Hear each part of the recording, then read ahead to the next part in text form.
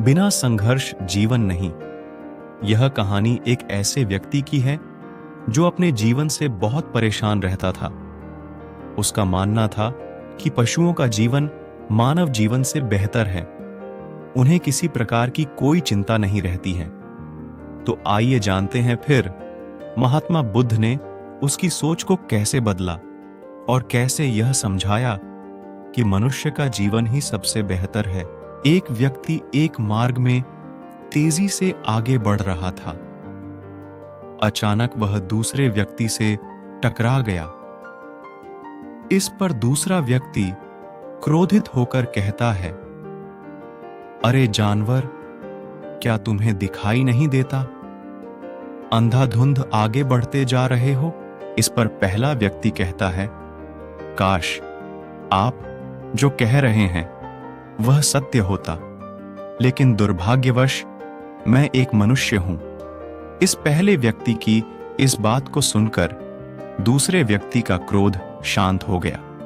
वह उस पहले व्यक्ति से कहता है, लगता है तुम बहुत दुखी हो, नहीं तो तुम सौभाग्य की बात को दुर्भाग्य की बात नहीं कहते, क्योंकि एक मनुष्य का जीवन पाना सौभाग्य की बात होती है।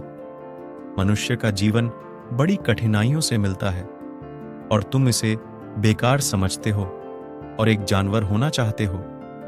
तब वह पहला व्यक्ति कहता है, क्या आपने कभी एक जानवर को आत्महत्या करते देखा है? क्या आपने किसी जानवर को दूसरे जानवर को धोखा देते देखा है? क्या आपने किसी जानवर को अपने कल और आज के लिए परेशान होते हुए देखा है? ऐसे में एक मनुष्य का जीवन सौभाग्य की बात कैसे हो सकती है? इससे अच्छा तो जानवरों का जीवन है। हम तो जानवरों से भी बदतर हालात हैं। वह दूसरा व्यक्ति कहता है, लगता है तुम बहुत दुखी हो, तुम्हारे जीवन में बहुत सारी समस्याएं हैं। यदि ऐसा है तो तुम्हें इसका समाधान महात्मा बुद्ध के पास मिलेगा। तब पहला व्यक्ति कहता है, महात्मा बुद्ध कौन है? कोई साधु हैं, महात्मा हैं, या कोई आर्षि मुनि है? अगर इनमें से हैं तो वो मेरी कोई भी मदद नहीं कर सकते हैं। मैं ऐसे कई लोगों से मिल चुका हूं और इनके पास मेरे समस्याओं का कोई हल नहीं है। दूसरा व्यक्ति कहता है, इनमें से वह कोई नहीं है, लेकिन वह क्या है ये तो मैं भी नहीं जानता हूं। बस इतना पता है कि जो भी उनके पास अपनी समस्याएं लेकर जाता है उसका समाधान बड़ी आसानी से हो जाता है। जो भी उनके पास आता है अपने सारे दुख दर्द उनके पास छोड़कर चला जाता है।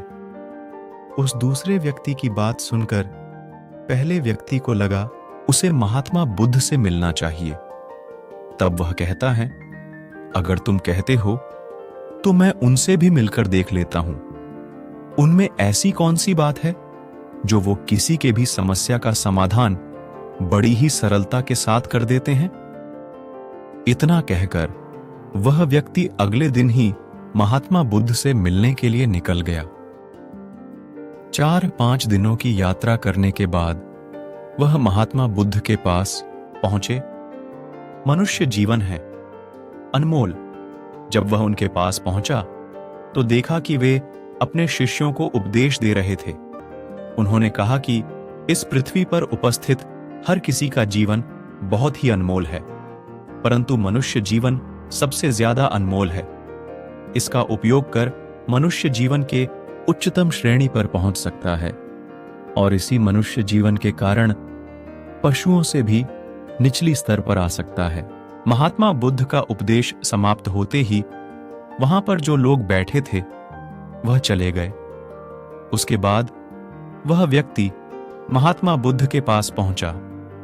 प्रणाम करके कहता है, हे बुद्ध, आप कहते हैं कि मनुष्य का जीवन अनमोल है। आखिर हम मनुष्य के जीवन में ऐसी क्या बात है? हम मनुष्य के जीवन में कीमती होने जैसी क्या चीज है? बिना संघर्ष जीवन नहीं हम चिंता करते हैं, परेशान रहते हैं। हम अपने भविष्य के लिए चिंतित रहते हैं। ऐसे ही कई तरह की समस्याओं से घिरे होते हैं। लेकिन आप क्या जाने, आप एक साधु हैं। आपने तो ये सारी चीजें त्याग दी हैं, इसलिए आप यह सभी बातें आसानी से कह सकते हैं। मुझे तो यही लगता है, मनुष्य का जीवन बहुत ही कठिन है, हमें इसे समाप्त कर लेना चाहिए। आपने कभी पशुओं को देखा है? ना, वे न तो चिंता करते हैं और न ही उन्हें किसी तरह की तकलीफ होती है। न वे किसी परेशानी में रहते हैं। वे अपना जीवन मौज मस्ती से जीते हैं। न उन्हें अपने आज की चिंता होती है और ना ही कल की चिंता होती है। उन्हें ना ही किसी से धोखा मिलता है और ना ही किसी से शिकायत करते हैं। वे बस अपना जीवन जीते हैं। और वहीं दूसरी तरफ मनुष्य ठीक इसके उल्टा अपना जीवन जीता है। मुझे तो यही लगता है कि मनुष्य का जीवन पशुओं के जीवन से भी बदतर है। मनुष्य जीवन एक श्राप है जो हमें मिला है।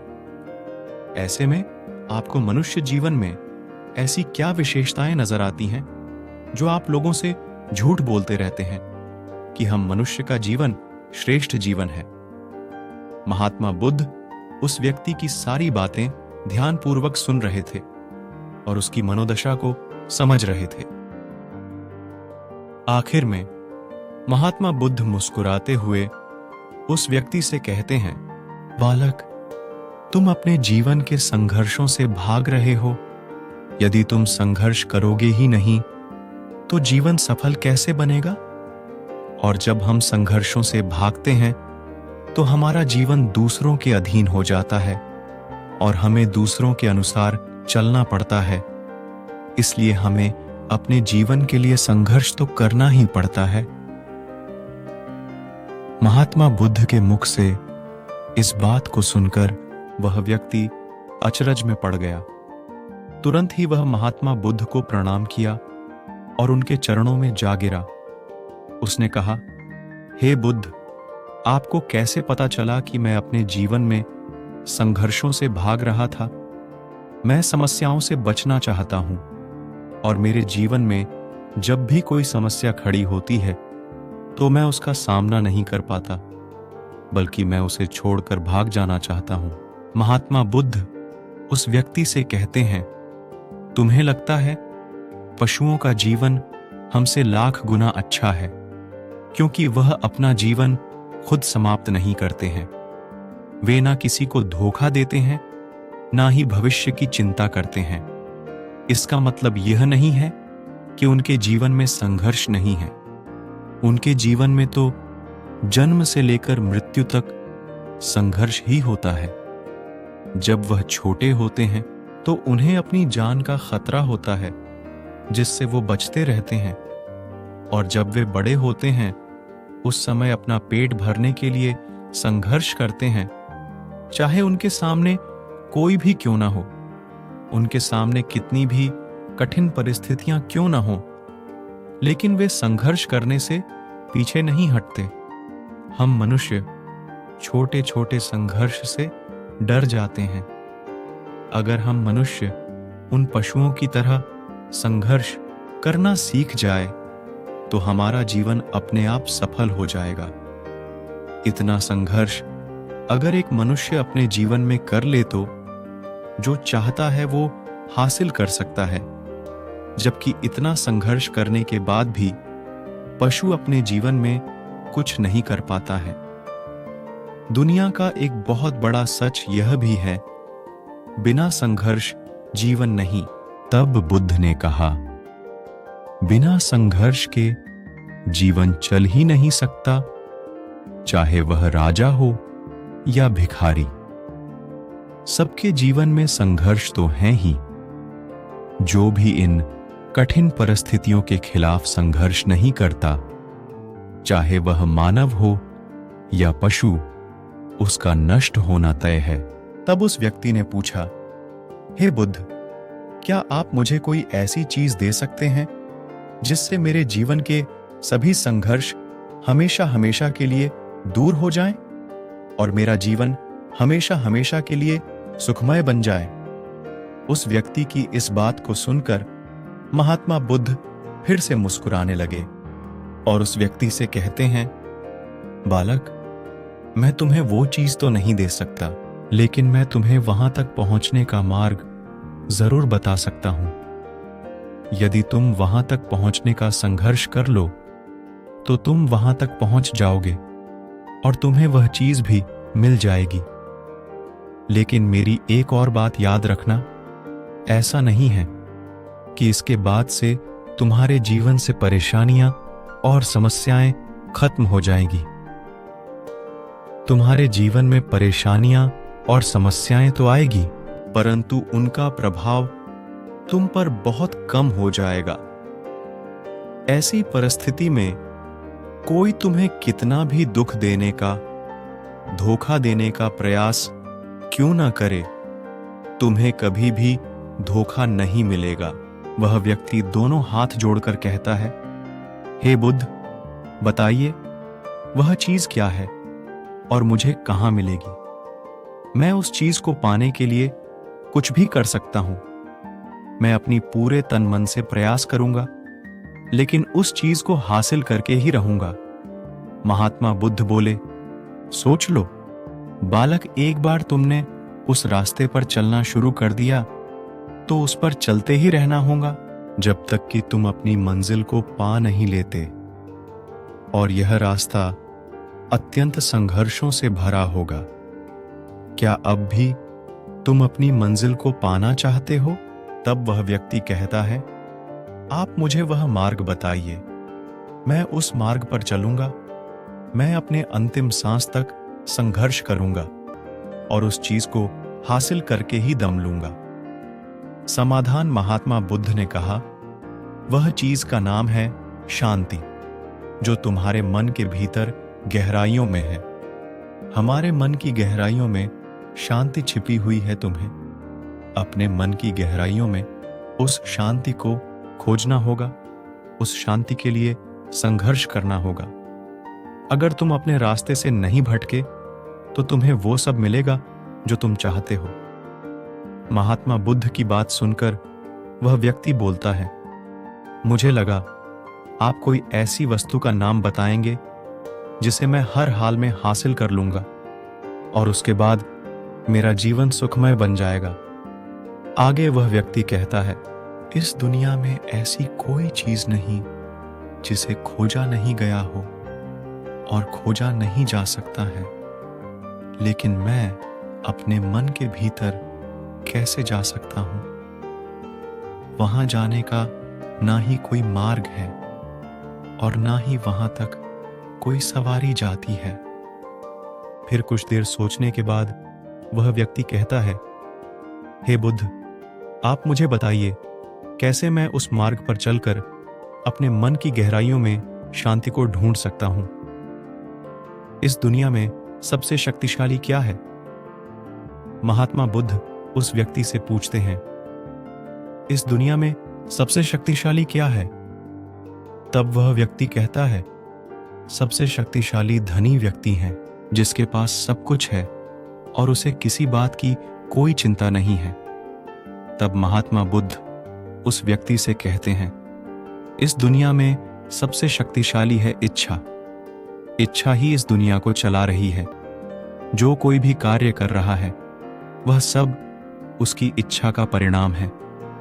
एक इच्छा ही है जो किसी भी व्यक्ति को धूल में मिला सकती है, और इच्छा ही वो वस्तु है जो किसी भी व्यक्ति को उसकी मंजिल तक पहुंचा सकती है। इस दुनिया में जो कोई भी आया है, जहां कहीं भी है, जिस भी परिस्थिति में है, वह उसके इच्छा के अनुसार ही है। फिर महात्मा बुद्ध कहते हैं, मनुष्य अपनी इच्छाओं के अनुसार अपने जीवन में कुछ भी कर सकता है, लेकिन एक सत्य यह भी है कि मनुष्य अपनी इच्छाओं पर पूरी तरह से नियंत्रण नहीं कर पाता है। इसलिए उसके जीवन में वह सभी घटनाएं घटती रहती हैं जो उसे नहीं चाहिए होता है। मन की बुरी इच्छाएं हमें बुरी चीजों की तरफ खींचती हैं और अच्छी इच्छाएं अच्छी चीजों की तरफ खींचती हैं। हमारे जीवन में हमें क्या चाहिए, यह केवल हम अपनी इच्छा से ही निर्धारित कर सकते हैं। मन को शांति कैसे मिलेगी? तब वह व्यक्ति कहता है, क्या मैं यह इच्छा करूं कि मुझे मेरे मन के भीतर की शांति मिल जाए, तो क्या वह मुझे मिल जाएगी?